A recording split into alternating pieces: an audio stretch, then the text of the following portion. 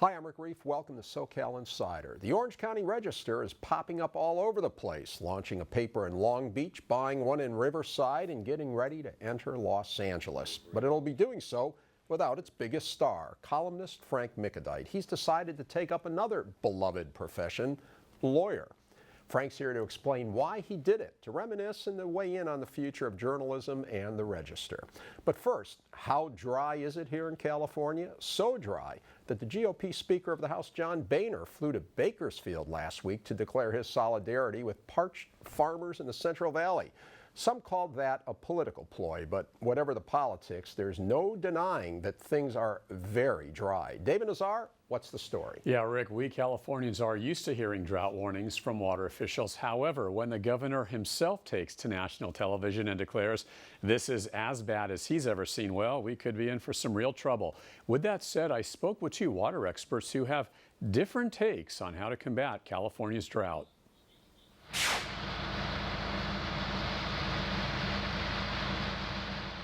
Recently, Governor Jerry Brown declared a drought emergency in our state. In the governor's exact words, we're facing perhaps the worst drought that California has ever seen since records began being kept about 100 years ago.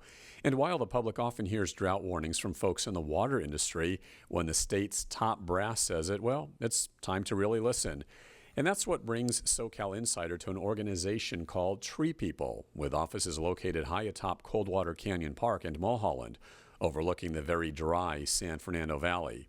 Our journey also takes us into the heart of downtown Los Angeles on Alameda Street to the Metropolitan Water District of Southern California. We wanted to meet with two water experts, Andy Lipkis, the president and founder of the 40-year-old LA environmental nonprofit TreePeople, and Jeffrey Kightlinger, the general manager of one of the largest water agencies in the world, the 80-year-old MWD. And while an environmentalist and a water industry honcho are going to disagree on a lot of things, there's no arguing one point. Unprecedented, like nothing I've ever seen before. We are, if you just read the reports coming out, the driest 30-week period, the driest 30-month period, the driest calendar year, the longest period without rain in Sacramento. Everywhere across the state, we are shattering records for drought. Clearly, everyone's saying it's the driest years in recorded history. Drought is both the intensity of one year, but the long-term horizon is really important. So we've had 3 very, very dry years, and this past year, the driest on record. Lipkis and Kightlinger also agree that something desperately needs to be done about the drought and the ongoing water shortage. However, that's where the differences begin. Lipkis formed TreePeople back in the day when he was just a teenager in Los Angeles. Lipkis says even at a young age, he saw a need to inspire, engage, and support people in taking personal responsibility to ensure that his city was safe and sustainable. Now, 4 decades later, Lipkis is preaching his gospel about Angelenos changing behavior and lifestyle to conserve water. Because ultimately, Lipkis says that is really the most profound long-term solution to get us out of a drought and not turn LA into one giant concrete drain. Lipkis claims water districts like Met don't really need to spend billions of dollars on wasted technology and controversial desalination plants, and doubling and tripling our water bills to pay for all of this. We've just come through the driest calendar year on record. It still rained in Los Angeles. It only rained 3.6 inches. But Los Angeles City throws away, conservatively, 3.8 billion gallons per inch. Some in the city say that's per half inch. So in this driest year, we threw away over 13 billion gallons from Los Angeles alone. With 4 million people, that's just under 4,000 gallons per person that we lost. Lipkis believes that harvesting the rain is paramount to avoiding devastating droughts like the one we're in now. We can retrofit our homes, and we're teaching people how to do that in workshops all the time, how to harvest rainwater simply first by mulching, by creating little swales that capture the water and filter it, by hooking the landscape up to their tree so the water can go to that mulch tree space so it can be captured. But we can also add brilliant technology that'll fit right into our lifestyles and right into our landscapes. And so this is the next, but it's available now. Rain tanks, from simple rain barrels, which are only a thimble, they help train us, but we're able to actually put in a tank that could fit in the fence line that could hold 5,000 to 20,000 gallons per household. They could be electronically networked, so they are actually doing water supply plus flood control plus water quality. The reason why we say that is because then it becomes very cost effective. Right now, all of the voters and the people in LA they know that they feel that money's not being used wisely and efficiently. Water is one thing, and we've broken it into different bureaucracies who have built different infrastructures. So we had to create a water supply agency, a flood control agency, a water quality agency, a soil conservation service, on and on and on. They all have separate budgets. They've all built separate infrastructure, then unwittingly competes and conflicts. That's no longer sustainable. It's costing way too much, and those systems have maxed out. Lipkis also says Met has to stop importing water in such high and costly volumes and instead rely on local water sources. For a stable, reliable system, we should have some water coming in from Northern California, but not as much as throwing the entire investment in there, which keeps us quite dependent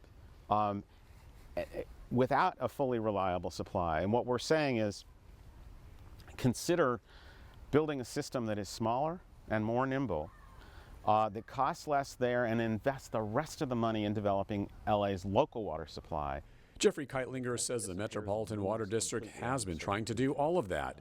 In fact, MWD has preached conservation and water storage for decades, although it's not always easy.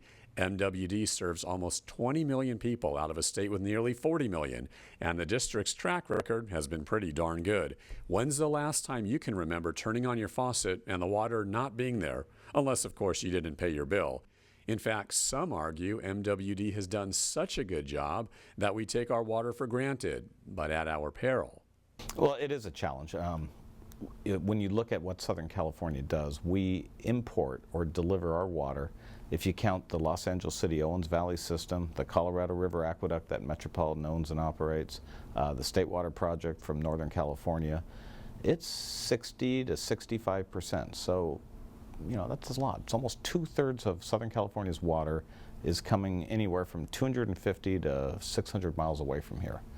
That's a huge story, and a lot of people say, well, why can't we do more locally? Well, it's a very arid area. There always will be a need for some level of imported water. But we can do more with recycling. We can do more with rainwater capture. We can make better use of our limited resources, and we've been focusing on that for the last 20 years. And yet, with that said, Kightlinger says tens of millions of dollars are going to have to be spent on refurbishing and rebuilding MWD's aged water system that in part is in disrepair. And tens of millions more might have to be spent on more high-tech projects that will continue to bring water into our homes. And yes, MWD admits there has been some sticker shock over the years with our water bills, but in the final analysis, Kightlinger says the stakes are high. It is a complicated story, and we want the consumer to not have to worry that the water will be there. And so we have this incredible backbone infrastructure that's moving water 500 miles away, treating it to the highest standard, and just there to be turned on at the drop of a hat. And then they see a water bill, and you know, you're paying a lot for all that, and you're wondering, what am I really paying for? We don't expect to get new imported water supplies. We haven't in a generation, and we think that's the future. So what we focused on is a mix of sources, and they are kind of threefold. One is shore up and maintain the reliability of the existing imported supplies, like the Colorado River, Northern California. To that end, we've put a lot of money, effort, and attention on endangered species work on the Colorado River, rebuilding that aqueduct, developing flexible programs with farmers there, and we have a very reliable supply now on the Colorado River. We're trying to replicate that up north, which is challenged. That whole Bay Delta plan, it's the governor's twin tunnels. We're working very closely with them. That would both protect us against earthquakes, climate change, and protect us against more losses due to endangered species. So we're very much in support of that and trying to work on that. That's the imported picture that we just want to shore up and maintain. Locally, Recycled water and desal are big new supplies that we're trying to bring online. And then finally, conservation. Did someone say conservation? Now that's what Lipkis and TreePeople want to hear. They sure do want to hear that. And again, Jeff Kightlinger with MWD and Andy Lipkis with TreePeople do agree on, of course, certain issues regarding water. However, the great divide is basically supply and demand, you might say. Water agencies and their infrastructure versus environmentalists and their conservation, Rick. Yeah, and David, that $44 water bill, is that your bill? Because, man, I sure would like to have a $44 water bill. That was not my bill. I wish it were my bill. Okay. Well, you know, hey, 3 cheers to Andy Lipkis and the TreePeople and their conservation stuff. But I'm telling you, this is a huge problem. We've got 20 million people served by MWD, and 2/3 of the water is being moved through huge infrastructure here. It's going to take more than, how you convince 20 million people to start putting, little mulch shacks in their backyard. I don't know. And that's where I think you do need to do all of the above. You need to conserve, but we also need to continue to put R&D into technology. And, it's interesting. Andy from TreePeople said that he was against desal, which of course MWD likes, but I mean, that's R&D. I mean, just imagine if at some point it became cost effective to use the ocean to provide our water. And so, something that bugs me, David, the environmentalists, they don't seem to have a problem with birds flying into all those windmills in the desert, but killing a few fish with desal is something they're up in arms about. Look, in closing, you're painting only one side of the picture, Rick. You have to remember, many environmentalists, and rightfully so, say, we're not saying we're necessarily opposed to desal, but the science isn't in right now on how it harms the environment. And until that science is in, and there is full approval from folks like the California Coastal Commission and other entities, then, hold off on desal. So you got to hear from the environmentalists as well as water agencies and try to find some happy medium to all of this. Right. David, I thought I gave a very balanced presentation on that. But anyway, now, some happy news, David. We just won 2 Golden Mics for excellence in Southern California broadcasting. For the 3rd straight year, we've been named the best news and public affairs program in Division B. That's for newsrooms with fewer than 50 staffers. And you, David, won an individual Golden Mic for best writing for your report on the San Bernardino bankruptcy. And think about it. You didn't even help me on that story at all. Look at all these things I do for you, Rick. As you know, anything that's well written had a good editor, and we both know the truth to that. Okay. Well, anyway, David, thank you. And now joining me, another award winner, a guy who left his job as one of SoCal's leading columnists to become a lawyer, former OC Register columnist Frank Mickadeit. Frank, great to have you back on. Good to be here. I'm going to let me speak for innumerable people, readers of the Register in Southern California. Say it ain't so. Say it ain't so. Why did you do it? A lot of reasons. But, I was made an offer I couldn't refuse, for one thing, by my new bosses. But it's something I always wanted to do. I'd been close to the law for a long time at the Register, covered a lot of trials, gavel to gavel. Got to know a lot of lawyers and judges, and some of whom I liked, actually. And so I kind of started embracing the law beyond just reporting on it and writing analytical pieces about it. And so I decided to go to law school, and it was kind of this midlife crisis thing. Some people buy a Porsche. I went to law school. How about, did you see the writing on the wall as far as journalism goes, that there's not much of a future? Yeah, that was part of it. Not much of a future in the print side, or the newspaper side, I should say. And we saw that coming, went through round after round after round of layoffs, starting in the early 2000s at the Register. Every paper in this region, every paper in this country went through that. Our newsroom was reduced by at least half during that period of time, which is the same at the Times and every other big paper. And I didn't want to be in my mid-50s and not have a job. So that was always in the back of my mind as well. So. Although the one exception to that rule in the last couple of years has been the Register under its new ownership. As I just mentioned, they're expanding all over the place, brought in a lot of people, but then just after you announced that you were leaving, they announced their first retrenchment, if you will. They pared back some jobs. And of course, everybody wants to know, did you see that coming? And is that why you left, because you knew there were going to be some cutbacks? No. A lot of people think I did because I left 3 days before that came down. But no, I didn't know. And you can believe it. I'm a lawyer.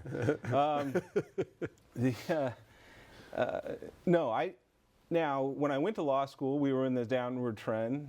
In the middle of law school, Aaron Kushner and Eric Spitz came along and bought us and infused a lot of excitement and money. And I wrote a column about how excited I was and everything. But I also equated it to that movie Awakenings. It was the old Robin Williams movie where all these people are in comas, and then they come out for a brief period of time due to a miraculous drug, and then they go back into the coma. And I expressed at that time, gosh, I hope that's not the case here. And now I hope we're not seeing that here. I don't know if this is just an adjustment, or if this is, this portends, things to come. Okay.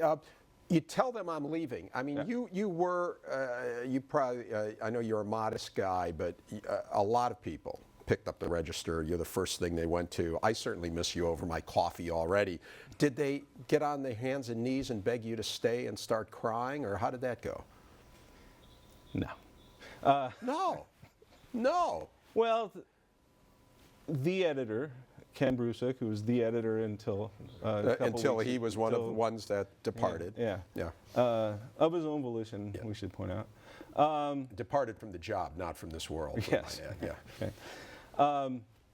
No, I mean, he knew. He helped me by allowing me and giving me the freedom to go to law school and was supportive of that. And he knew that might happen at some time. And so but I honestly didn't know until the last few months that I really was going to take the plunge and actually practice. Okay. One of my favorite stories you did was when you were in the Santa Ana Zoo. Yeah.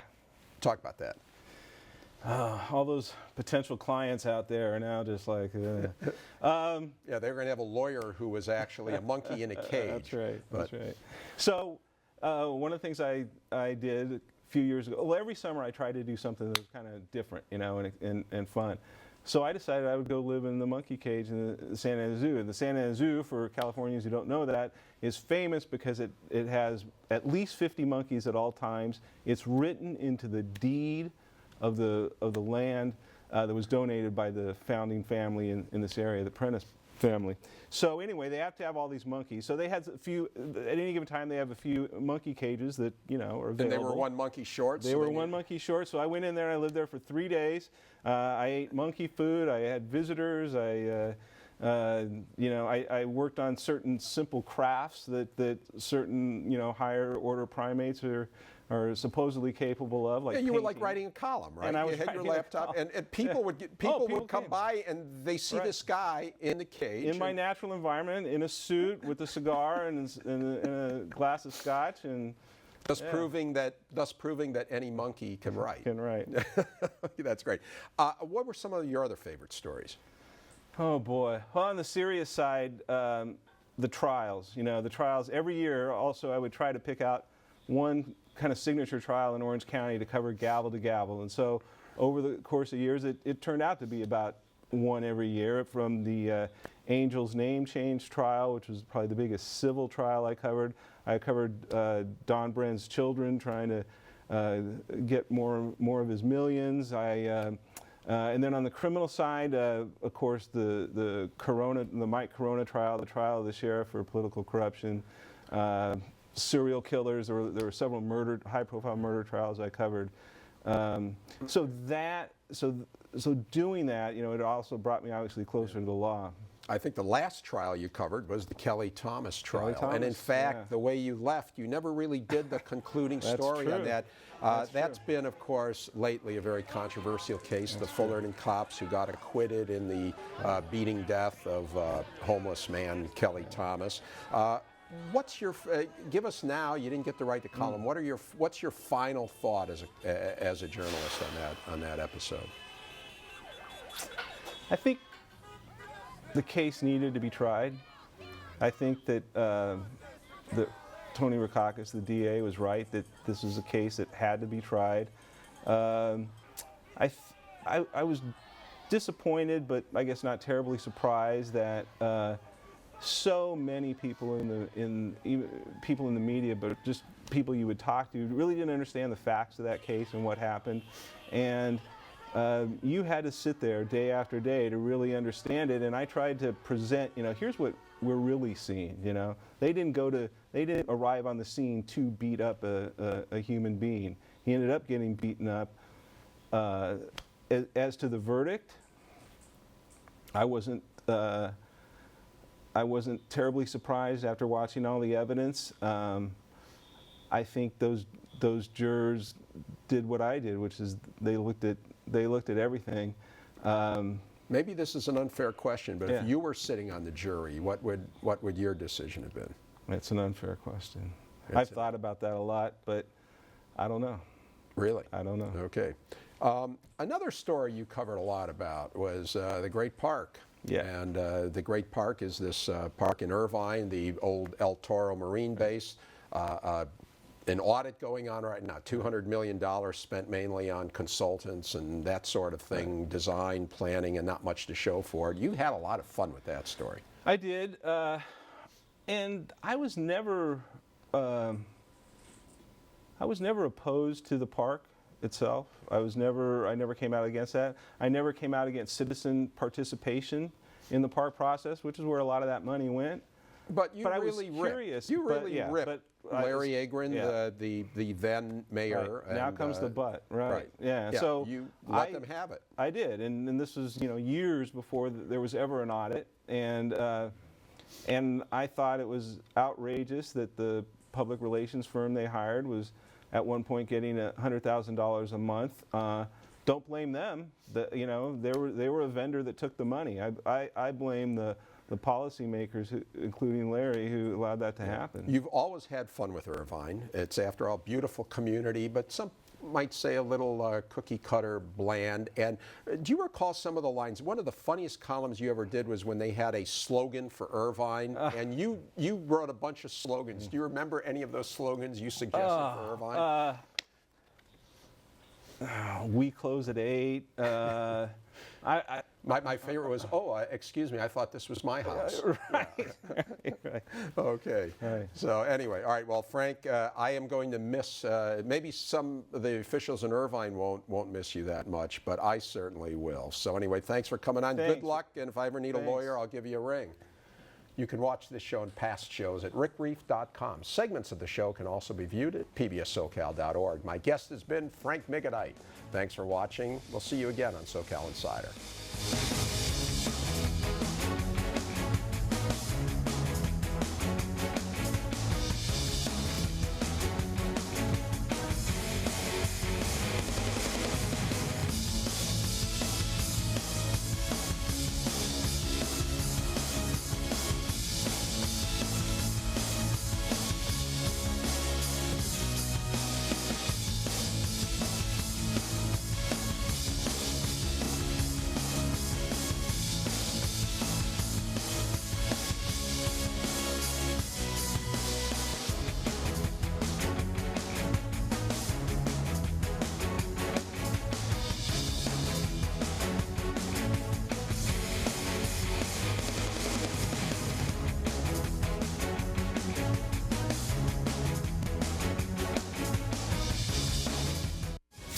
SoCal Insider with Rick Reef is brought to you by the following.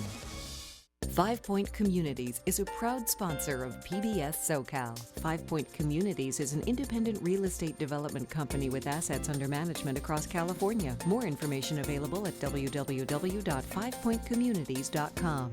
Snell & Wilmer is a full-service business law firm with more than 400 attorneys in Orange County, Los Angeles, and throughout the West. On the web at swlaw.com. Snell & Wilmer. Straight talk, sound counsel. Practical solutions. Relief Pod's latest generation of safety kits now go everywhere you go. Relief Pod's organized, color-coded, and compact safety kits keep first aid and emergency items accessible for a safe lifestyle every day. Relief Pod. Live ready. A healthy future for you, your family, and your business is why Memorial Care Health System transformed healthcare. Our hospitals, physicians, and outpatient centers keep patients healthy and care for them when they're not. Memorial Care, one healthcare system leading the way. Air pollution can make us sick. Asthma, permanent loss of lung function, even premature death. At UC Irvine, our research is leading to scientifically sound options for reducing pollution and protecting our health.